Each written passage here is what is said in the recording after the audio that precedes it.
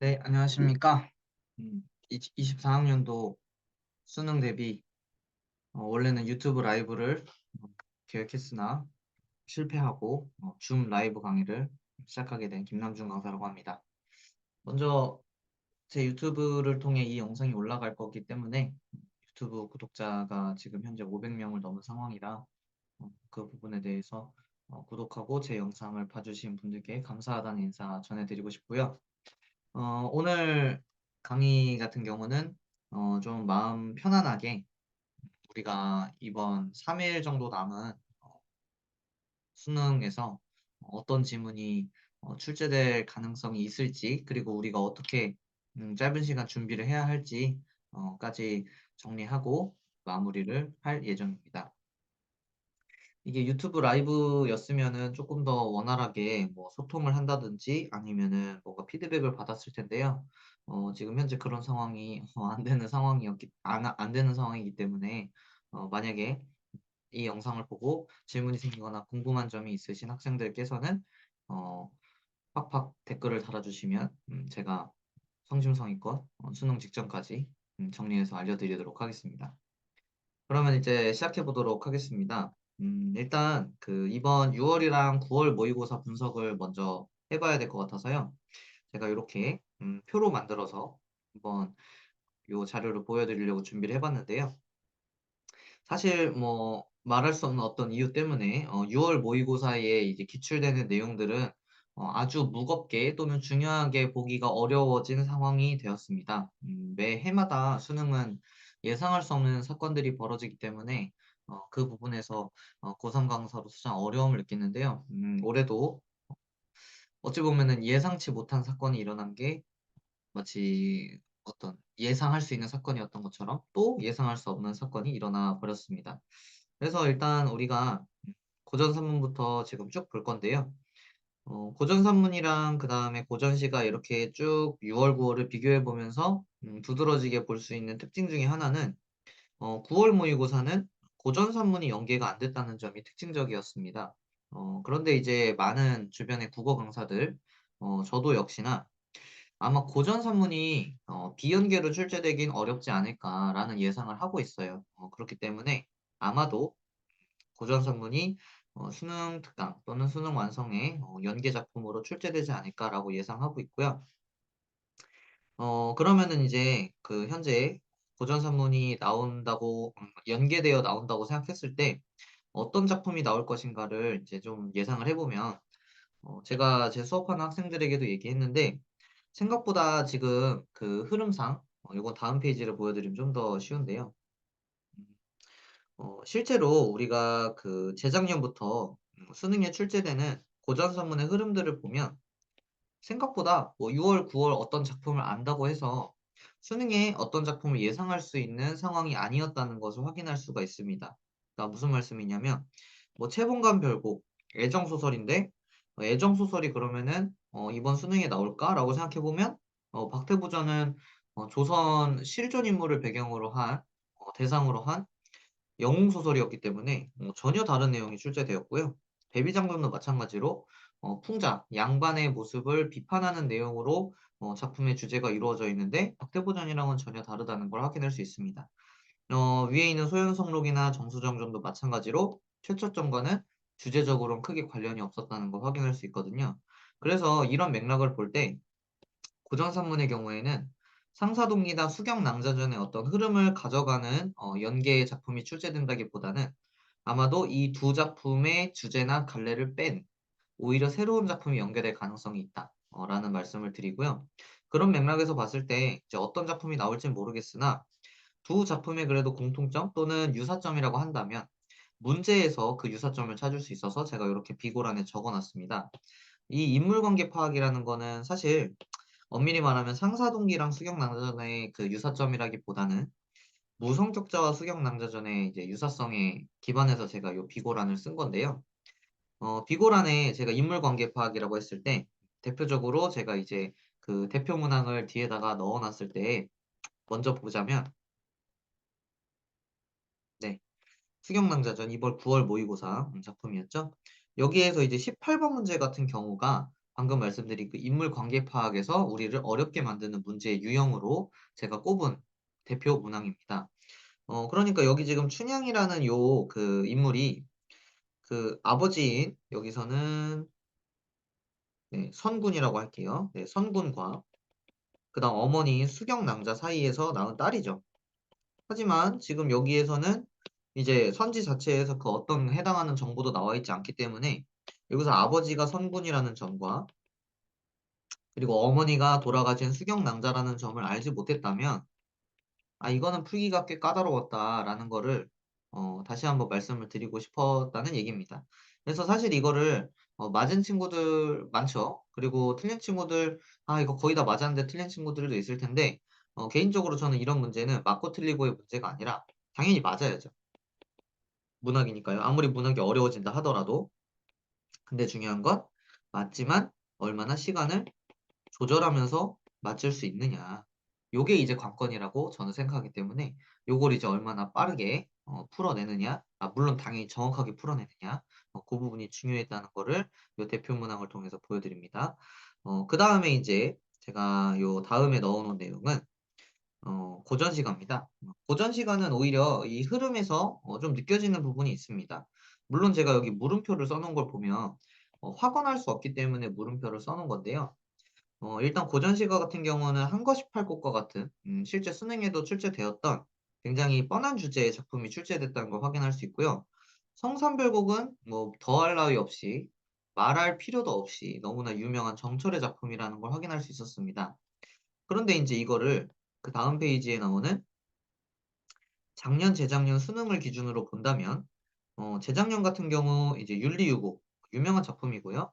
규원가 매우 유명한 작품이죠. 이렇게 나왔을 때 갑자기 수능에서 뿅 하고 탄군과 같은 물론 아예 생소한 작품은 아니지만 그래도 우리가 알고 있는 뭐 자연친화나 아니면 임금에 대한 충성이나 충신연주제사나 이런 대표적인 작품과는 조금 흐름이 다른 작품이 출제됐다는 것을 과거의 수능을 통해 확인할 수 있고요.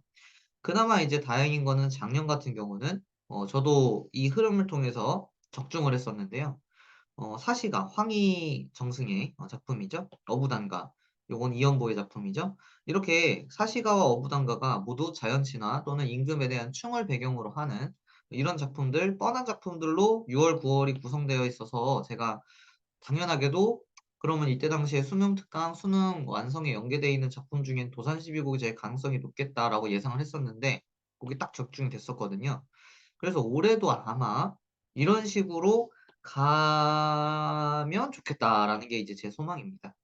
사실은 이건 제 소망이라고 말한 이유는 작년에 이렇게 나왔는데 올해도 이렇게 나온다? 이거는 너무 물론 여러분들은 이제 어린 학생들은 잘 모르겠지만 저는 어릴 때 이제 스타크래프트를 좋아하던 세대의 이제 학생으로서 그 임요한이라는 사람이 황진호라는 사람과 결승전을 할 때 똑같은 전략을 3번 들고 나와서 사면봉이라는 유행어가 생길 정도로 이제 그 어떤 사건이 있었거든요. 그런 것처럼 '작년에 나왔으니까 올해 안 나오겠지.' 하고 이제 똑같은 전략을 쓰면은 이제 저 같은 사람은 홍진호처럼 당하게 되는 거긴 하지만 일단은 제 생각에는 오히려 좀 약간 이 흐름에서 벗어난 작품이 출제되지 않을까 라는 게 제 조심스러운 추측입니다. 그래서 자연 친화 주제의 작품들을 보긴 보되 그래도 일단은 좀 생소해 보이는 작품들 제가 뒤에 이제 그 목록들을 보여드리겠지만 그 목록에 제시된 뭐 동동이라는 작품이라든지 이런 작품들을 좀 볼 필요도 있지 않을까 그런 게 이제 제 생각입니다. 그리고 이제 그 현대 소설은 엄밀히 말하면 이것은 이제 뭐 '보는 것이 큰 의미가 없다.'라고 생각하는 분들이 많을 거예요. 그럼에도 불구하고 제가 이거를 설명하는 이유는 요것도 어찌 보면 약간 고전 산문과 유사한데요. 6 월이랑 9 월에 나왔던 주제나 나왔던 시대 배경과 관련된 작품은 출제되지 않는 경향이 있습니다. 그 얘기는 뭐냐면 무성격자, 굉장히 비인간적이고 아버지의 죽음에 대해서도 뭔가 상속받은 유산에 대해서 생각하는 인물, 주인공이 나오는 모습. 원미동 시인 역시도 같은 그 동갑내기 친구임에도 불구하고 물론 어린아이의 시선에서 그 아저씨 둘을 보죠. 그 아저씨 둘이 이제 그 어떻게 보면은 그 소외받는 그 한 사람을 그 슈퍼 아저씨가 무시하는 그런 모습들을 볼 때 어찌 보면 이 두 작품 모두 산업화 도시화에서 발생하는 그 비인간성의 예시들을 보여준다고 생각을 제가 했습니다. 그렇기 때문에 이 두 작품 모두 '그럼 그런 흐름이면 산업화 도시화가 나오는 거 아니에요?' 라고 생각하기보다는 오히려 그런 작품들을 제외하고 뭐 예를 들면 일제 강점기를 배경으로 한 작품이라든지 한국 전쟁을 배경으로 한 작품이라든지 군부 독재를 배경으로 한 작품이 출제되진 않을까 라는 게 또 조심스러운 제 추측이기 때문에 현대 소설은 사실 적중할 확률이 굉장히 낮아서 조심스럽게 추측을 더 하게 되지만 고렇게 이제 생각하면 좋을 것 같습니다. 그다음에 이제 현대시 같은 경우는 사실 연계가 될 겁니다. 당연하게도 죄송하네요. 여기에 제가 오타를 냈군요. 국어 선생님으로서 이렇게 오타를 내는 거는 상당히 부끄러운 일인데. 네. 그래서 일단 지금 그 현대시 같은 경우는 연계가 되긴 될 건데 제가 여기서 이제 늘 매해마다 우리 학생들에게 말해 주는 내용이 있습니다. 해석이 가장 안 되는 작품이 연계되는 그런 경향이 있다. 물론 이제 꼭 그런 건 아니지만 그런 경향이 있는 것을 이제 또 작년을 통해서 보여드리면 일단 23 학년 그러니까 작년 수능 같은 경우는 이제 유치원과 나이덕이라는 시인이 연계되었습니다. 근데 이제 여기서 연계된다고 봤을 때 사실 최저는 어렵지 않았어요, 작년에. 근데 이 음지의 꽃에서 이 음지의 꽃이 버섯인데 이 버섯을 마치 수식어 자체가 이 대상이 부정적인 것처럼 묘사하는 경우들이 있었는데 고 상황에서 해석을 잘못해서 틀리거나 아니면은 그 해석과 관련해서 이제 곱씹고 곱씹다가 시간이 오래 걸렸던 학생들이 있는 것처럼 이제 우리가 올해 수능 그러니까 뭐 3일 뒤에 있을 수능에도 '현대시 어떤 게 나올까?'를 고민할 때 해석이 안 되는 게 연계될 거예요. 계속 그걸 되새겨 주시면 좋지 않을까 라는 게 이제 제 당부가 아닌 당부다. 이렇게 이제 생각해 주시면 되고요.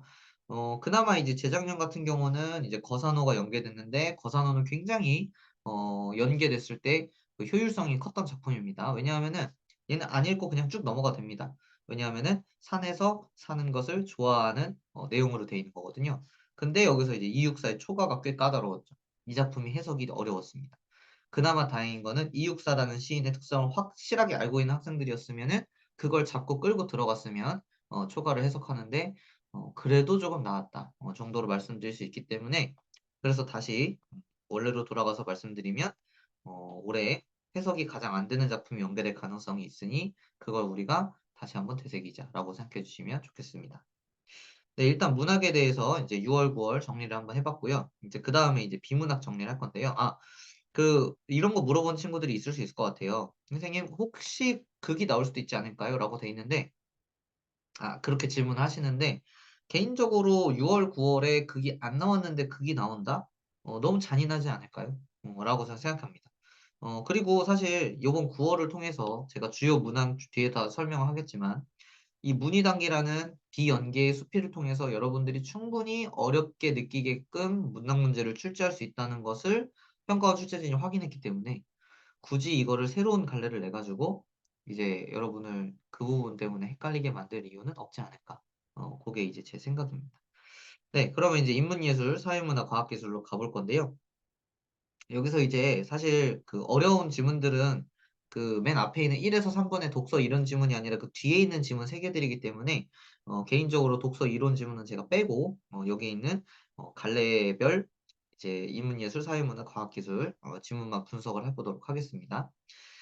지금 여기서 두드러지는 특징 사실 예전부터도 늘 두드러진다고 제가 생각하고 있긴 했었는데 유독 이제 올해 들어서 좀 주목받고 있는 것이 비문학도 이제 EBS 연계가 굉장히 많이 되고 있다라는 점을 확인할 수가 있으실 겁니다. 체감하고 있을 거고요. 그래서 이제 지금 모두들 예상하는 것처럼 인문예술은 이제 동양 철학이나 역사 지문이 출제될 가능성이 매우 높다라는 것이 점쳐지고 있습니다. 아무래도 이제 인문예술 지문은 가나 지문으로 나눠서 출제되기 때문에 읽어야 될 양이 많고요. 그리고 이제 독서 지문을 어렵지 않아 보이지만 어렵게 만들 수 있는 방법이 여러 개 있는데 그중에 하나가 저는 이런 동양 철학 같은 지문을 내서 생소한 어휘들을 많이 사용하게끔 하는 것이 여러분들을 더 곤경에 빠뜨리게 만드는 방법이라 생각하거든요. 그렇기 때문에 충분히 동양 철학이나 역사를 통해서 요 지문 어렵게 출제할 수 있다고 저는 생각하고요. 그래서 우리가 EBS 연계 자료를 공부할 때 동양 철학이나 역사 지문 중에 어려운 단어들을 좀 정리해 놓는 것도 얼마 안 남은 요 수능 대비 기간 동안에 효과적인 공부법이라 생각을 합니다. 그다음에 이제 사회문화로 가보면요. 사회문화는 지금 여기에 이제 공포소국 쉽게 나왔죠. 근데 이제 데이터 소유권으로 가면서 조금 어려웠습니다.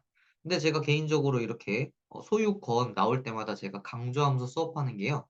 권리 관련 출제에 제가 얘기를 지금 여기 써놨지만 여기서 이제 여러분들이 이번에 꼭 기억해야 되는 건 뭐 지시 대상이라든지 아니면 주체와 객체의 관계 이런 것들을 꼭 기억해 주셔야 합니다. 자, 다시 말씀드리면 누가 누구에게 어떤 권리를 줬고 그러면은 그 권리를 가진 사람은 누구에게 그 권리를 행사할 수 있는지 이거와 관련된 말바꾸기 내용들이 출제됐을 때 우리들은 굉장히 혼란을 겪을 수 있습니다. 특히 긴장된 상황에서는 그 부분이 어렵기 때문에 그것을 우리가 어떻게 해결하느냐, 그것을 어떻게 대처하느냐 이것도 이제 중요한 실력을 뭐라고 할까요? 실력을 높일 수 있는, 잘 판단받을 수 있는 관건인 부분이라고 생각을 하고요. 그리고 이제 과학기술로 넘어가 보겠습니다. 과학기술 같은 경우는 지금 앞전효과, 초정밀, 저울 요게 이제 9월 모의고사에 나왔는데 제가 계속 강조하면서 학생들한테 얘기했던 것 중에 하나가 이번에는 과학 지문이 아니라 기술 관련 지문이 출제될 가능성이 높아 보인다라는 내용을 계속 강조하고 있었어요. 그중에서도 그냥 이거는 어찌 보면 무지성으로 제 추측인데 그냥 반도체 지문이 나오지 않을까? 라는 게 이제 제 추측이에요. 그래서 여러분들이 이제 이 그 수능을 준비할 때 기술 지문을 중심으로 공부를 하면 훨씬 더 효과적인 대비가 되지 않을까 라는 게 이제 제 생각인데 이건 또 틀릴 수 있어 가지고 원래 섣부르게 이제 이렇게 "뭐가 나온다." 이렇게 하면은 그게 틀릴 가능성이 높아요. 근데 전 개인적으로 틀리더라도 예측을 하려고 노력하는 게 제 실력에도 도움이 되기 때문에 여러분들도 너무 뭐 제 말을 '무조건 다 맞다.' 이렇게 생각하시지는 말고 제 말을 듣고 너는 이렇게 생각했어. 근데 나는 좀 생각이 다를 수도 있어.' 뭐 이렇게 이제 여러분들이 받아들여 주시면 좋지 않을까 라는 게 이제 제 요 6 월, 9월 모의고사 분석의 설명입니다. 여기까지 일단은 분석을 해 봤고요. 그러면은 이제 그에 이어서 그럼 과연 문학 기준에서는 작년, 재작년, 그리고 올해까지 어떤 식으로 흐름이 나왔나를 쭉 보면요.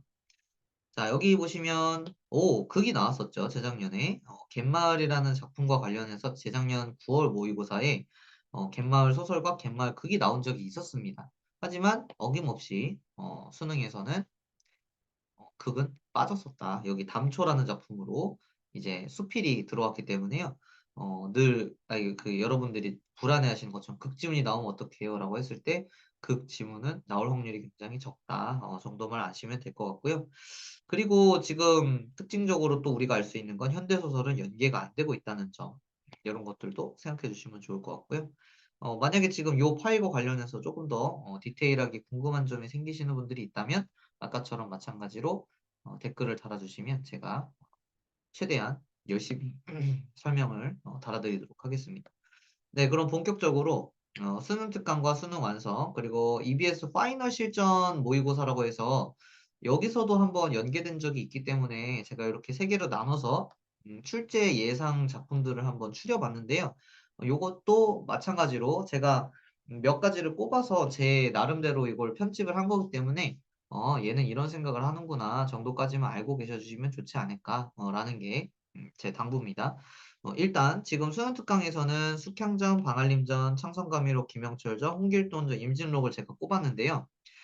일단 제가 이렇게 꼽은 이유 중에 여러 가지가 있지만 하나는 이번에는 영웅 소설이나 수능에 아니면은 여기서 뭐 잠시만요. 영웅 소설이나 아니면 몽유 소설. 네. 요런 작품이 출제될 가능성이 높습니다. 뭐 왜냐를 물으신다면은 어 이미 9 월에 숙향이 아니죠. 수경 낭자전이 나오면서 이제 애정 소설이 아니라 그 가정 소설이 나왔고요. 그다음에 이제 6 월에는 상사동기 애정 소설이 나왔기 때문에 보통은 고전산문 역시도 그 주제가 나오거나 그 갈래가 나오면은 빠지는 경향이 있다고 아까 말씀드렸잖아요. 그래서 그 빠진 나머지 주제에서 나올 확률이 높아 보인다고 생각해서 이렇게 제가 추려 본 거니까 요것들을 여러분들이 복습을 하고 가시면은 좋지 않을까라는 게 제 생각이고, 제가 요 정리해 놓은 자료를 그래도 제가 좀 자부심 있게 말씀을 드릴 수 있는 건, 이 최근 10년 동안에 수능이나 아니면은 모의고사, 평가원 모의고사에 나왔던 그 횟수를 제가 적어 놓은 거예요. 그러니까 여러분들이 볼 때 아마도 가장 최근에 나왔으면은 나올 확률이 적겠죠. 근데 아예 안 나왔거나 아니면 좀 연도가 오래된 작품들 같은 경우는 나올 확률이 꽤 높으니까 요런 걸 보면서 여러분들이 공부해 주시면 좋을 것 같아요.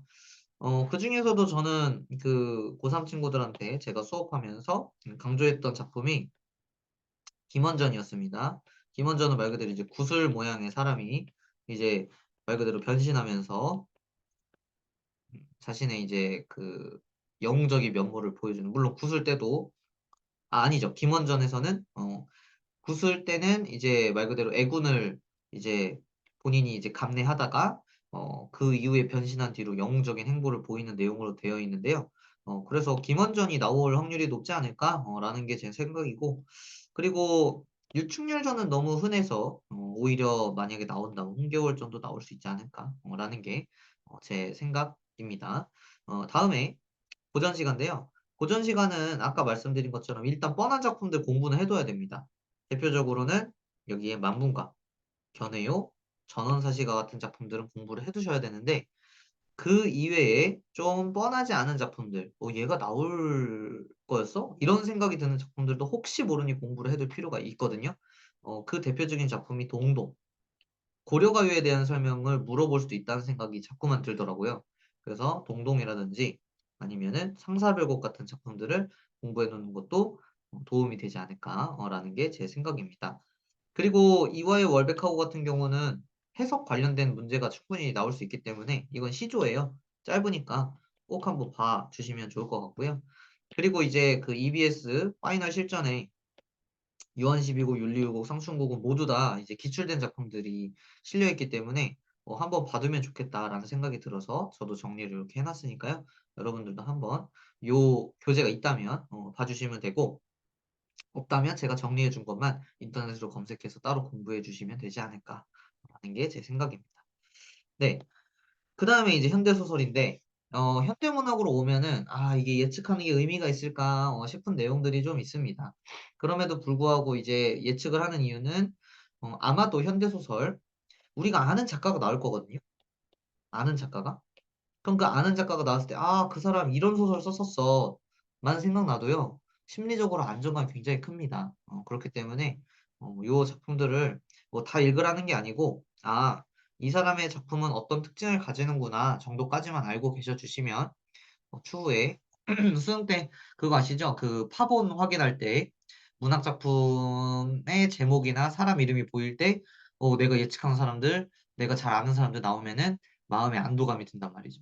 그러면은 비문학 풀 때도 훨씬 수월하게 풀 수 있기 때문에 요런 거를 좀 한번 정리해 봤습니다. 일단 지금 그 작가 이름들 중심으로 말씀드리면, 우상의 눈물은 저는 작품 그 자체 때문에 좀 중요해 보여서 넣어 놨고요. 아까 말씀드린 것처럼 우상의 눈물 같은 경우는 군부 독재와 연계되는 주제의 작품이라고 생각해 주시면 좋을 것 같고요. 우리 동네 김씨도 사실은 군부 독재랑은 좀 거리가 있지만 얘는 오히려 산업화 도시화와 관련된 작품이나 이문구라는 작가 때문에 제가 넣어 놨습니다. 지금 여기 수능에 나온 것도 확인할 수 있는 것처럼 이문구라는 작가도 수능에 출제될 수 있기 때문입니다. 그리고 제가 늘 가장 좋아하는 이 작가라고 말하는 이청준이라는 작가, 벌써 두 번이나 평가원 또는 수능에 출제된 작가죠. 근데 이 소리의 빛이라는 작품, 그 눈 먼 그 동생과 그다음에 그 북치는 오빠가 이제 판소리 밤새 한판 벌이는 그런 내용으로 되어 있는 작품인데요. 아마도 이 작품 자체가 이제 출제된다기보다는 지금 여기 소문의 벽이나 아니면 자서전들 쓰십시다처럼 이청준의 소설은 굉장히 어려운 내용으로 되어 있는 작품들이 많기 때문에 이 사람의 특징, 군부 독재를 보통 배경으로 합니다. 군부 독재라 하면은 이제 자유가 억압되거나 아니면은 뭔가 소시민적인 삶을 살거나 뭐 요런 내용들이 이제 보통 그 주 내용이 되는 것으로 우리가 잡고 읽어주시면 되지 않을까라는 생각이고요. 그리고 박완서 작가는 이제 수능에 한번 출제된 적이 있으나 이제 거의 10년이 돼갑니다. 그렇기 때문에 언제쯤 한번 또다시 출제될 때가 됐다고 저는 생각을 해서 박완서 작가를 한번 넣어봤고요. 그와 마찬가지로 조세희 작가의 난쟁이가 쏘아올린 작은 공도 충분히 출제될 수 있는 가능성이 있다. 라고 저는 생각을 하고 있습니다. 그리고 특히 박완서 작가 같은 경우는 제가 계속 강조하는 이유 중에 하나가 재작년 수능에 그 유능길에 그 매우 잘생긴 우산 하나라는 작품 아까 그 앞 페이지에서 보신 분들은 보셨을 텐데요. 그 작품이 바로 이 EBS 파이널 실전에 실려 있었습니다.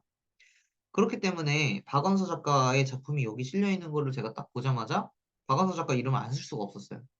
황혼이란 작품이 그러면은 수능에 나올 수도 있으려나? 라는 생각이 저도 들어서 황혼이란 작품은 여러분 꼭 가능하다면 인터넷 찾아서 무슨 내용인지 줄거리만이라도 읽고 들어가면 만약에 이게 비연계 작품으로 출제됐을 때 충분히 우리가 마음의 안도감을 가지면서 풀 수 있지 않을까 라는 생각이 들어서 넣어놔 봤고요. 아, 제가 이거 스타일 먹이는 거를 실수했네요. 제가 열심히 자료를 만들었는데 조금 실수들이 있네요. 죄송합니다. 최인은이라는 작가는 광장으로 굉장히 유명하죠. 그래서 벌써 두 번이나 나온 작가이기 때문에 또 언제 나올지 모른다는 생각에 한번 정리를 해봤고요. 뭐 황순원, 최일남. 최일남 작가는 사실 수능 완성에 노새 두 마리가 있어요. 근데 노새 두 마리는 출제되기가 좀 그럴 것 같아서 이제 최일남 작가를 그냥 이름을 넣어놔 봤습니다. 흐르는 북을 쓴 작가라서 예전에 한번 평가원에 출제된 적이 있다까지 알고 계시면 될 것 같고요. 그리고 현대시입니다.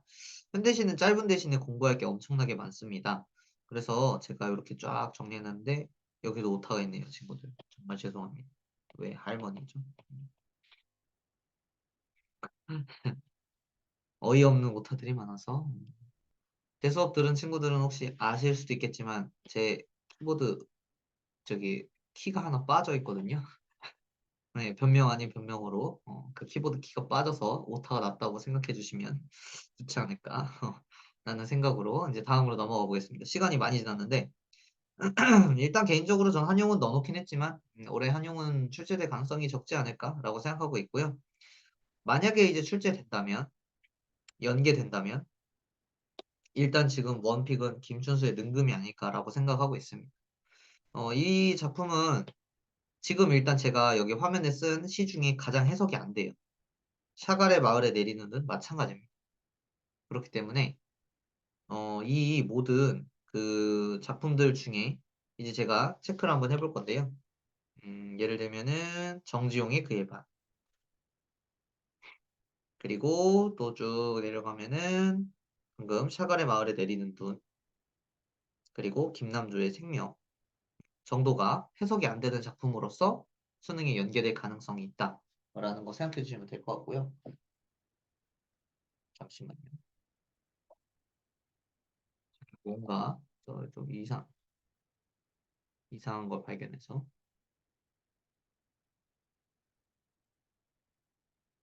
그쵸? 여기도 오타인 것 같아서 설명하면서도 이상하다고 생각하고 있었어요. 샤갈 의입니다. 의. 정말 아주 코딱지가 나네요. 자, 됐고 그 다음에 이제 또 뭐 굳이 연계된다면 또 김명인이라는 작가가 연계되지 않을까라는 생각도 드는데 김명인이라는 작가가 왜 뜬금없이라고 되는데요. 김명인이라는 작가는 수련특강에 그 김정희 관련된 작품이 있어요. 그 작품을 쓴 작가라서 일단은 여기 실전 파이널에도 들어있기 때문에 한번 읽어보면 좋겠다. 그 김정희 관련된 작품 왜냐하면 걔도 마찬가지로 해석이 안 되거든요. 그래서 그것도 좀 잘 찾아봐 주시면 좋을 것 같고요. 그리고 정지용의 장수산. 요것도 해석이 잘 안 됩니다. 요거는 EBS 실전 파이널이기 때문에 수특수 안에 없잖아요. 꼭 인터넷 찾아서 장수산 뭔 내용인지 찾아봐 주시면 좋을 것 같습니다. 이 정도고요. 이영기 작가는 그냥 이영기라는 분이 유명해서 한번 넣어봤는데 나올 확률이 적지 않을까? 그래서 일단은 적어 놓기만 했습니다. 낙화라는 작품을 우리가 알아놓을 필요가 있지 않을까라는 생각이 들어서요. 이렇게 정리 한번 해봤습니다. 네.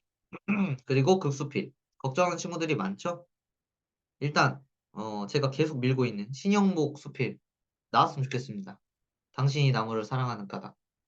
그 신사고 교과서에 들어있는 작품인데 아마 안 나오겠죠? 당신이 나무를 사랑하는 까닭. 당신이 나무를 사랑하는 까닭.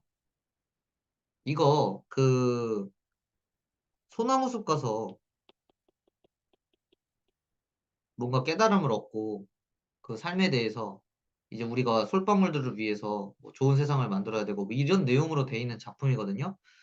사실 그 이미 문희단기 푸신 분들, 그러니까 문희단기 풀면서 생각하신 분들은 있겠지만, 수필은 기본적으로 지금 계속 대조적 읽기가 필요한 방식으로 출제가 되고 있어요. 그러니까 예를 들면은 당신이 나무를 사랑하는 까닭이라면 나무가 있으면 나무에 대조되는 인간의 존재가 나온단 말이죠. 그래서 이 대조되는 존재를 어떻게 파악하면서 끌고 가느냐, 이게 중요한 싸움이기 때문에 이런 거를 좀 연습해 놓으면 좋을 것 같고, 뭐 연습이라고 하기보다는 이 작품을 읽어보면 좋지 않을까. 제발 나오기를 바라는데 안 나올 것 같긴 하지만요. 그리고 이제 유치진의 소. 만약에 극이 영 걱정된다면 요거 꼭 한번 읽어보시고, 윤호영의 봄은 해석이 안 되는 수필이기 때문에 읽어보시라고 넣어놨으니까 읽어보시면 좋을 것 같습니다. 외송설 굉장히 대조적으로 읽히는 작품입니다. 그래서 이것도 한번 봐주시면 좋겠습니다. 네, 여기까지가 일단은 문학이고요. 사실 문학이 제일 수특 연계에 대한 효용성이 큽니다. 그리고 효능감도 크고요. 그래서 내가 이걸 보고 아, 내가 아는 작품이 나왔다 했을 때 문제를 푸는 거는 좀 어려울 수 있어도 내용을 이해 못 해가지고 찍는 경우는 없어지잖아요. 그러니까 남은 시간 동안 국어 공부를 할 계획이시라면 여기 있는 이 그 수능 특강 또는 수능 완성에 들어있는 문학 작품들 중에 제가 이렇게 정리해서 말씀드린 작품들은 꼭 한번 읽고 들어가시면 좋겠다. 라는 게 이제 문학 마무리고요. 사실은 여기서 이제 관련해서 문희단기 요 26번도 주요 문항으로 설명을 드리려고 준비를 해놨는데 요거는 이제 문희단기 같은 경우도 물에 사는 사람이랑 그 다음에 육지에 사는 사람을 대조한 게 아니었죠. 이걸 대조한 것이 아니라 이렇게 이제 속임수를 낼 겁니다. 우리 모두 물에 사는 사람이라는 걸 인식한 사람과 그리고 그걸 인식하지 못한 사람을 대조했습니다. 그래서 요 싸움이었기 때문에 이걸 내가 어떻게 수능날 잘 알아차릴 수 있을까를 고민하면서 기출문제를 한 번 더 풀어보시면 좋을 것 같습니다. 26번 이렇게 정리했고요. 그 다음에 이제 독서입니다. 독서는 지금 제가 작년에 수특이랑 수한 어떻게 연계되는지 까먹어가지고 그냥 이렇게 적기만 했어요. 그리고 재작년에는 이제 너무 어려웠던 그 지문들이 나왔기 때문에 이거 빨간색으로 그래서 쳤냐라고 생각하실 수 있는데 얘들은 다 연계가 돼가지고 제가 색칠을 해놨었던 거거든요. 그래서 일단 이렇게 적어봤는데 사실 그 작년 같은 경우도 기초대사량 과학이 나왔습니다. 근데 이제 보시면 작년에 이제 6월 모고원에 비타민 K 과학이 나왔고요. 그리고 9월 모고에 기술이 나왔습니다. 그러면 이제 흐름상 과학이 나와야 되는 거 아니냐라고 생각을 할 수도 있거든요. 뭐 예를 들면 재작년에는 과학이 나오고 기술이 나오고 기술이 나오고 이렇게 됐기 때문에 그냥 작년 것만 보고 과학 기술 과학 나왔으니까 과학 나오겠지 수능에 이렇게 생각하지 마시고 어 재작년 것까지 우리가 생각을 했을 때 뭐 이런 표현 좀 그렇긴 하지만 선택이죠. 코카콜라 하는 겁니다. 6월 스타일로 낼 거냐, 9월 스타일로 낼 거냐. 근데 아마도 9월 스타일로 낼 가능성이 높다는 것을 여러분도 모두 알고 계시겠죠. 그러니까 9월 스타일로 내지 않을까라는 게 제 생각이고요.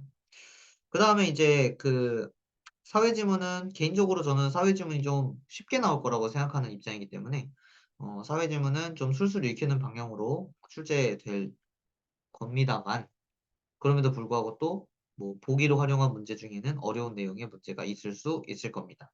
그리고 아시다시피 인문 지문이 꽤 까다로울 예정일 겁니다. 단어 때문에 아마도 그러겠죠? 자, 그러면 한번 제가 예상한 것들을 볼까요? 제가 요거는 그 작품이 그러니까 작품이 기출된 적은 없기 때문에 지금 연계될 작품들의 이제 제목에다가 실제로 그 비슷한 내용의 주제를 가진 작품들이, 지문들이 수능에 어떻게 나왔었는지를 한번 적어봤어요. 물론 이제 모의고사까지요. 그래서 요 적은 내용들을 여러분들이 보시고, 나는 이거는 좀 나올 것 같다라는 생각이 들면은 한번 그 부분 찾아가지고 공부해 보시면 좋지 않을까라는 생각이고, 이런 거 어디서 찾아봐요? 라는 분들은 없겠지만, 혹시나 높아심에 말씀드리면, 이거 이제 EBS I 사이트 들어가시면 기출문제 다 제공되기 때문에 가서 확인해 보시면 되겠습니다. 그래서 일단은 여기서 쫙 봤을 때 저한테 만약에 이제 원픽으로 수능에 출제될 만한 인문지문을 꼽으라고 한다면 저는 조선의 화폐개혁이 나올 것 같습니다. 그래서 이제 요거와 관련된 요 밑에 있는 요 두 개 지문들 있죠? 요걸 여러분들이 공부하고 가셨으면 좋겠고 저도 수능 직전에 한 번 더 읽어보고 갈 거예요. 그러니까 여러분들도 한번 공부해 보시면 좋을 것 같고 그리고 이제 여기에 그 한비자와 마키아벨리의 통치론에서는 명명덕과 친민에 대한 해석이라고 요 지문이 있는데 요게 이제 그 주희 그러니까 그 주자학을 만든 사람과 정약용의 비교대조 지문이었어요. 그리고 신채호의 역사관은 아와 비아의 투쟁 과정 이렇게 얘기하면서 요 지문도 꽤나 재수생을 많이 만든 어려운 지문 중에 하나였거든요. 그래서 요 두 지문 또한 미리 공부를 기출문제 해 가시면 좋지 않을까 라는 게 제 생각이라서 비단 그냥 수능 특강에 있는 요 지문만 보지 마시고 지금 제가 여기 빨간색으로 이렇게 만들어 놓은 기출 지문까지 공부해 가시면 금상첨화가 아닐까라고 생각하고 있습니다. 다음으로 이제 대망의 과학기술인데요. 과학기술은 말씀드린 것처럼 기술 지문이 나올 거기 때문에 제가 이제 기술 지문 위주로 좀 정리를 해봤습니다. 목이 잠기네요. 잠시만요.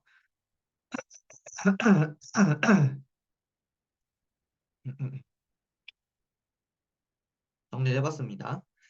근데 중요한 거는 여기서 제가 만약에 기술 질문 하나가 나온다면 뭐가 나올 것 같나요? 라고 만약 물어본다면 저는 이 전개 방출 부분이나 이 주사 터널링 현미경 이 지문 굉장히 어려웠습니다. 그리고 이 지문은 이과 친구들이 오히려 더 많이 틀렸어요. 왜냐하면 이거는 이과적인 지식으로 푸는 게 아니고 이거 그 뭐라고 표현해야 될까요? 구조적으로 글을 읽은 학생들만이 풀 수 있는 그런 방식으로 출제된 기출 지문이기 때문에 여러분들이 전개 방출 이거를 읽으면서 이 STM이라고 이제 요걸 부르거든요. 그래서 요 지문에 대한 내용도 한번 같이 복습하시면 좋지 않을까라는 게 제 생각이고 이 소리새기 지각은 로그 내용이 나와 있습니다. 뭐 근데 작년에 로그 내용이 나와 있었는데 올해 또 나오기에는 좀 약간 애매하지 않을까라는 생각이 들어서 얘는 그냥 한번 읽어보고 가면 좋을 것 같고요. 그리고 개인적으로는 수능 완성의 이 두 지문도 꼭 복습하고 가셨으면 좋겠는 바람에서 넣어놔 봤습니다. 클라우드 컴퓨팅이라든지 CPU 스케줄링이라든지 요거는 이 기술 지문에서 순서 과정과 관련된 내용으로 충분히 문제에 이제 수월하게 낼 수 있는 그런 구조를 가지고 있기 때문에 여러분들이 복습해 주시면은 상당히 좋은 효과를 볼 거라 생각을 하고요. 우리가 기술 지문 풀 때는 당연하게도 순서 과정 이게 가장 중요합니다. 근데 여기서 끝나는 게 아니고 순서 과정을 알기 위해서는 일단 그 기계 장치의 구성 요소를 알아야 돼요. 뭐 예를 들면 클라우드 컴퓨팅이면은 그 클라우드를 위해서 어떤 구성 요소들이 필요한지 뭐 이런 거 말입니다. 그래서 요거를 우리들이 잘 체크해 가면서 읽는 연습을 지금 잠깐만이라도 해놓고 그 다음에 이제 그 수능날 아침에도 그 부분들을 이제 조금 더 꼼꼼하게 따져 본다면 틀린 문제 하나 더 맞을 수 있지 않을까 그렇게 생각합니다. 그래서 요거 꼭 생각해 주시고 아마 여기에 이제 플러스로 비례반비례 관계까지 나오면 조금 더 우리가 대처할 때 어려움을 느끼지 않을까요? 그러니까 비례반비례도 꼭 꼼꼼하게 잘 따져주시면 좋을 것 같습니다. 네. 그리고 이제 다음이 사회문화인데 사회문화는 좀 그 제가 뽑은 지문이 많습니다. 왜냐하면은 사회문화가 유독 많더라고요. 그 이번 수능 특강이. 근데 이제 중요한 건 요런 거 사회계약문 요런 거는 인문예술 지문에 들어있는데 제가 사회문화로 뺄 겁니다. 그래서 일단 이번에 사회문화 같은 경우는 크게 법과 경제로 나뉘는데 솔직히 말하면 잘 모르겠어요. 법이 나올 수도 있을 것 같고 경제도 나올 수 있을 것 같고 그래서 법도 공부하시고요. 경제도 공부하세요. 뭐 여러 가지 이유로 그러니까 이 국어 외부적인 이유로 법지문이 나올 가능성이 높다라고 하는데 개인적으로는 그건 잘 모르겠고요. 분명 좀 전에는 사회지문 쉬울 거라고 했는데 또 막상 이렇게 보니까 또 이 내용들 위주로 나오면 되게 어려울 것 같기도 하네요. 그래서 또 잘 모르겠다 이런 생각이 들기도 드는데 그럼에도 불구하고 만약에 이제 수능에서 사회문화가 쉽게 나온다면 이거 헌법재판 요 지문을 활용한 베카리아 지문이 있었습니다. 이거 굉장히 쉬웠거든요. 이때 당시에. 요런 스타일이나 아니면은 이때 독점적 경쟁 시장이라고 해가지고 요거 이제 광고에 대한 그 기출 지문이 있었습니다. 요 밑에 있는 요거. 요거는 이제 가나 지문으로 나눠져 있었는데 가나 지문 치고는 꽤나 쉬웠어요. 그래서 요런 관련된 내용으로 나온다면은 그래도 사회문화가 좀 쉽게 느껴지지 않을까 라는 게 이제 제 생각이라 여기도 연계돼 있네요. 선거방송으로. 선거가 내년이잖아요. 그래서 선거와 관련된 내용도 충분히 나올 수도 있지 않을까 라는 게 이제 제 생각입니다. 그래서 요 세 개를 가장 방점을 찍고 공부해 주시면 좋겠다는 생각이 듭니다. 그래서 저는 사실 어떤 그 미래에 대한 예측보다는 지금까지 수능이 이렇게 나왔었다. 그리고 지금 현재 수능 특강 수능 완성에 과거에 나왔던 것들이 연계된 것들이 이런 거다라는 걸 좀 보여주는 방식으로 오늘의 강의가 구성되어 있기 때문에 제가 무조건 이거는 무조건 나와요 이렇게 말하기보다는 좀 조심스러운 맥락들이 좀 있을 거예요. 근데 그럼에도 불구하고 여러분들도 지금 제 설명을 들으면서 분명히 인사이트가 있을 겁니다. 어떤 깨달음이 올 거예요.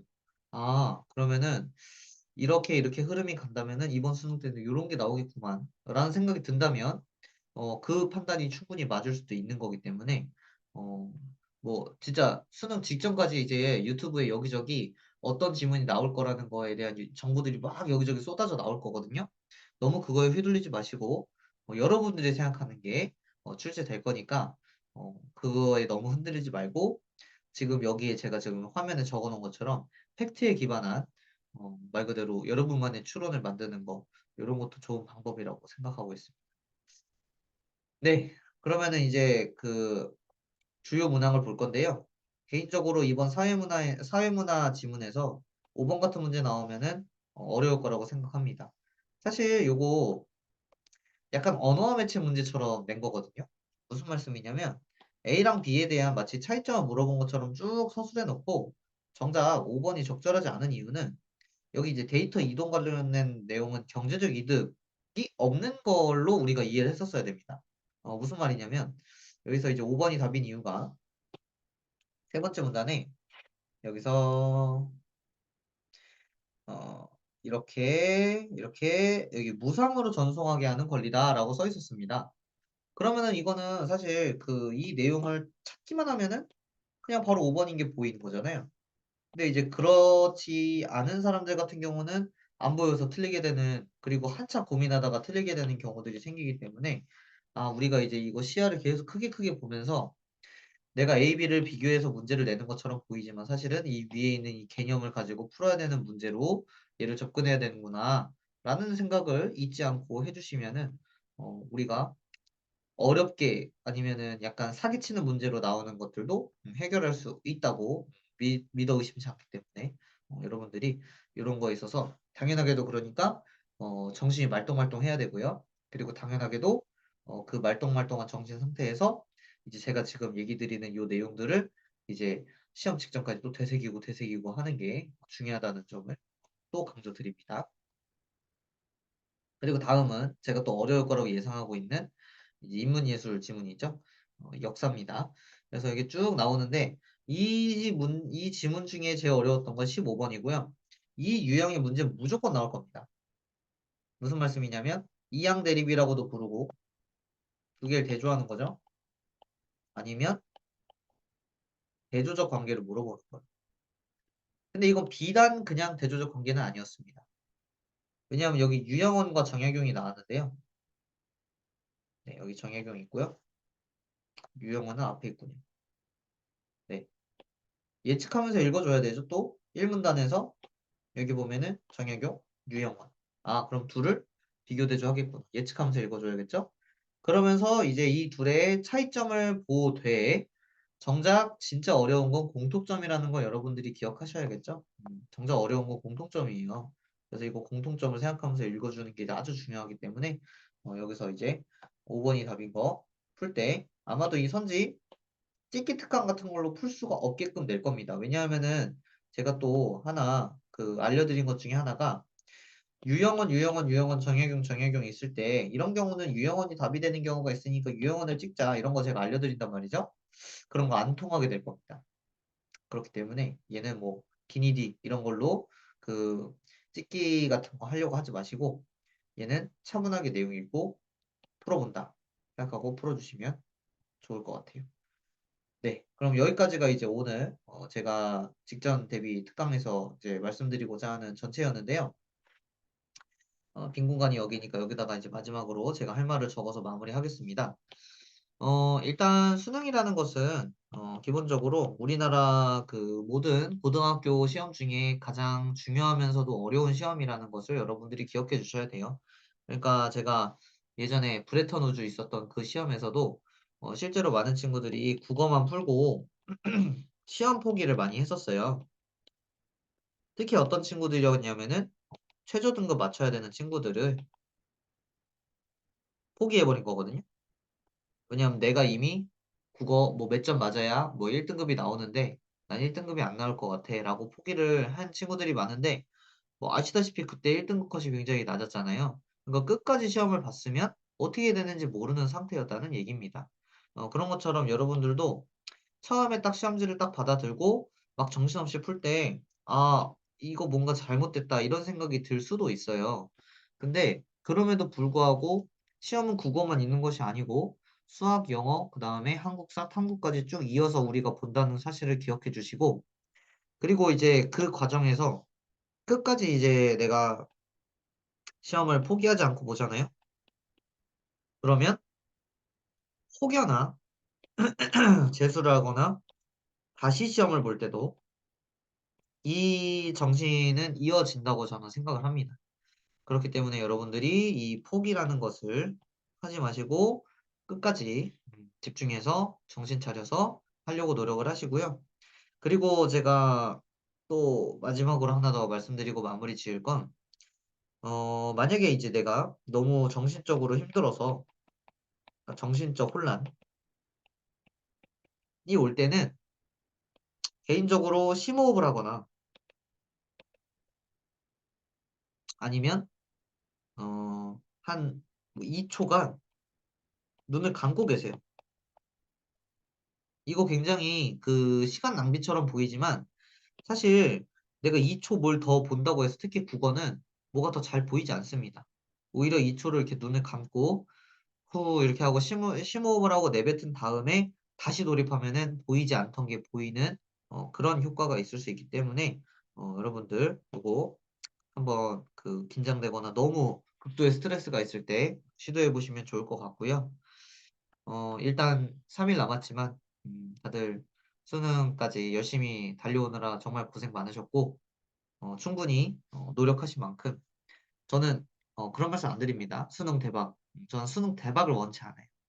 여러분들이 노력하신 만큼 그 노력의 결과만큼 수능의 점수가 따라오기를 진심으로 바랍니다.